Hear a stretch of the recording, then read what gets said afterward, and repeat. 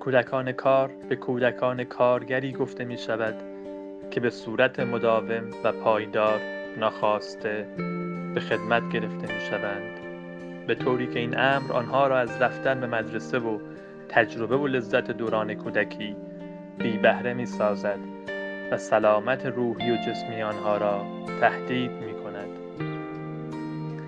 طبق قرارداد شماره 138 سازمان بین المللی کار برای مشاغل مختلف حداقل سن را تعیین کرده که اگر کودکی سنش پایین‌تر از آن است و مشغول به فعالیت در آن شغل باشد، آن کودک یک کودک کار در نظر گرفته می شود.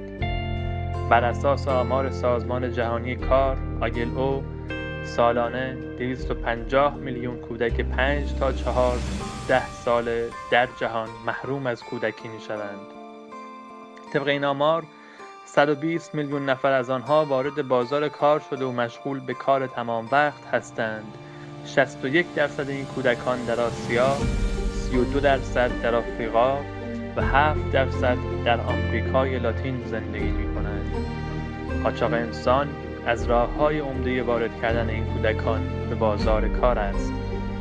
به جز کارگری برده‌وار، روسپیگری و فروش اعضای بدن از دیگر سرنوشت‌های دردناک این کودکان است.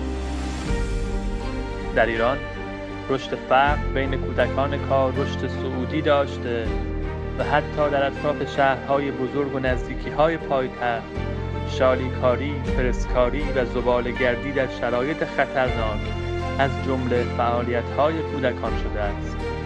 بیشتر این کارگران دختران و پسران 10 تا 15 ساله هستند. قصه دردناک کودکان کار در ایران به اینجا ختم نمی شود. حتی کودکان 7 یا 8 ساله نیز به کار گرفته می شوند. بچه های کار ساعت کاری ندارند. از صبح تا شب در خیابان کارخانجات مشغول جمع‌آوری زباله هستند و واحدهای دستیشان را در این مکانها پاس می‌کنند. نهادهای متولی آنها را به همدیگر پاس می‌دهند و هیچ کس نیست به آنها بگوید با این دست‌های کوچک باید مشت بنویسند، نه اینکه کار بکنند و پشت چراغ زندگی که همیشه برایشان قرمز است